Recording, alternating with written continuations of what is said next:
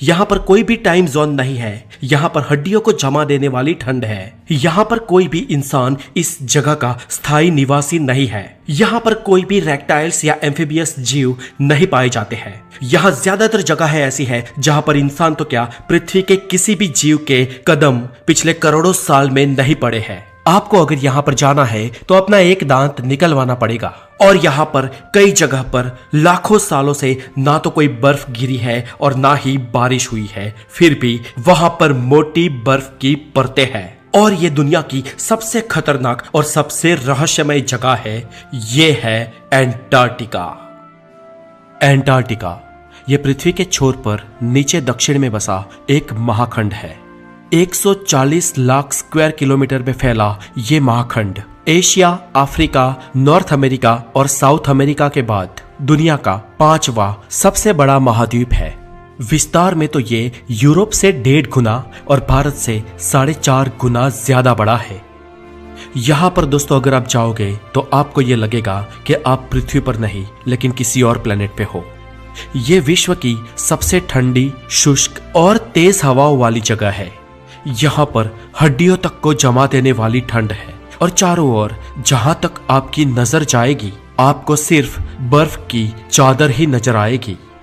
दोस्तों एंटार्क्टिका की कुछ जगह, कुछ विस्तार ऐसे भी है जहां पर पिछले 20-20 लाख सालों से ना तो कोई बर्फ गिरी है और ना ही कोई बारिश हुई है, फिर भी वहां पर लाखों साल पुरानी बर्फ के बड़े बड़े पहाड़ मौजूद है और ये बर्फ कभी नहीं पिघली है। एंटार्क्टिका में मौजूद ये जगह पृथ्वी पर की सबसे शुष्क जगह है और इसीलिए इसे ड्राई वैली भी कहा जाता है। आज हमारी पृथ्वी पर कोई भी देश या कोई भी छोटा सा रिमोट एरिया भी ऐसा नहीं है जहां पर मानव बस्ती ना रहती हो। लेकिन दोस्तों एंटार्क्टिका इसमें अपवाद है।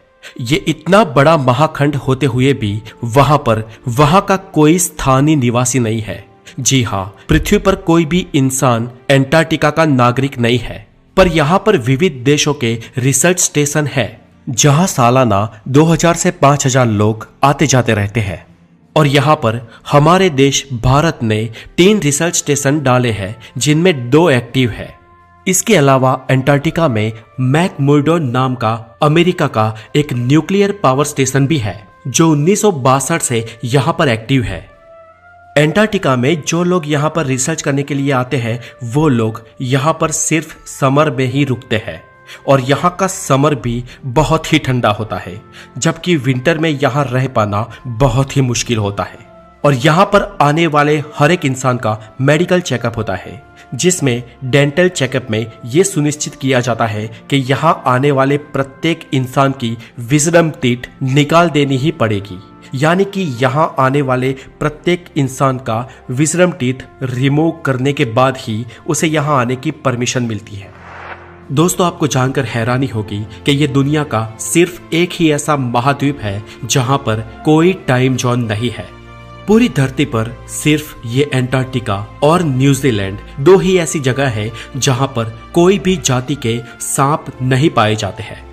यहाँ इंसानों के अलावा अतिशय ठंड को सहने वाले कुछ जीव ही बस पाते हैं, जिनमें पेंगुइन्स, सील्स, निमेटॉन्स, टार्डिग्रेड, भिन्न प्रकार की शैवाल और कुछ टुंड वनस्पतियों का समावेश होता है।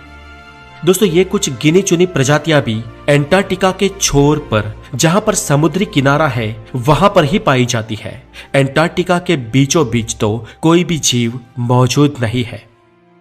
हम इंसानों ने हमारी पृथ्वी पर नापा हुआ आज तक का सबसे कम टेम्परेचर -89.2 डिग्री सेल्सियस रहा है और ये पृथ्वी का सबसे कम टेम्परेचर एंटार्क्टिका में दर्ज हुआ है और ये रिकॉर्ड 21 जुलाई 1983 के दिन दर्ज किया गया था। दोस्तों पृथ्वी की ये इतनी ठंडी जगह हमेशा से इतनी ठंडी नहीं थी। जी हाँ दोस्तों, आपको ये जानकर हैरानी होगी कि ये खंड करीब 53 लाख साल पहले बहुत ही गर्म हुआ करता था और जहां का तापमान हमेशा 20 डिग्री सेल्सियस से ऊपर ही रहता था और वहां पर खजूर के पेड़ भी उगते थे। लेकिन जाहिर सी बात है कि उस समय उसका भूभाग पृथ्वी के इतने दक्षिणी छोर पर नहीं था। हमारी पृथ्वी की प्लेट्स में सतत बदलाव आते रहते हैं और पृथ्वी की प्लेट्स के सतत सरकने से आज एंटार्क्टिका पृथ्वी के दक्षिणतम भूभाग में स्थित हुआ है। लाखों सालों से हो रही इन भौगोलिक गतिविधियों के कारण पृथ्वी के कई महाद्वीप और देश एक दूसरे से अलग हुए हैं, तो कई महाद्वीप एक दूसरे से जुड़े भी हैं। यूं मानो कि एंटार्क्टिका एक बर्फ का रेगिस्तान है और यहाँ पर बर्फ की 1.5 से 2 किलोमीटर मोटी चादर पूरे खंड पर छाई हुई है और यहाँ पर पूरी पृथ्वी का 90% पानी बर्फ के रूप में मौजूद है। जी हाँ दोस्तों, यानी कि 90% पानी सिर्फ एंटार्क्टिका में है और सिर्फ 10% पानी ही बाकी की पूरी पृथ्वी पर है। यानी कि महासागर, नदियां, बारिश के रूप में पानी, नॉर्थ पोल और पूरी पृथ्वी पर जितनी भी झीलें हैं वो सिर्फ एंटार्क्टिका पे बर्फ के रूप में पानी का 10% ही है।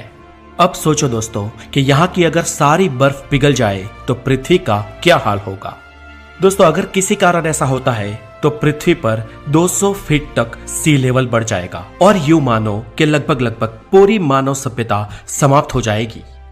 दोस्तों, आपको ये बात जानकर भी हैरानी होगी कि एंटार्क्टिका में कुछ लोगों ने जन्म भी लिया है। जी हाँ दोस्तों, एमेलियो प्लामा नाम का एक शख्स दुनिया का पहला ऐसा व्यक्ति था जो पृथ्वी के इस दक्षिणतम छोर में जन्मा था। एमेलियो का जन्म एंटार्क्टिका में 7 जनवरी 1978 के दिन हुआ था। और दोस्तों, वास्तव में ऐसी बात है कि एमेलियो की माता अर्जेंटीना से थी और ये अर्जेंटीना द्वारा एंटार्क्टिका को खुद का हिस्सा बनाने का एक प्रयास था और इसीलिए अर्जेंटीना ने अपने देश की एक गर्भवती औरत को एंटार्क्टिका भेजा था। पर दोस्तों, एंटार्क्टिका किसी कंट्री के अंतर्गत ना तो आज तक हुआ है और ना ही वो होगा। वो एक सार्वजनिक जगह है। यहाँ पे ना तो कोई शहर है, ना तो कोई देश है, ना तो कोई गवर्नमेंट है, ना ही कोई गवर्नर है। और यहाँ पर जो लोग जाते हैं वो भी रिसर्च पर्पस और साइंटिफिक तरीकों के साथ जाते हैं।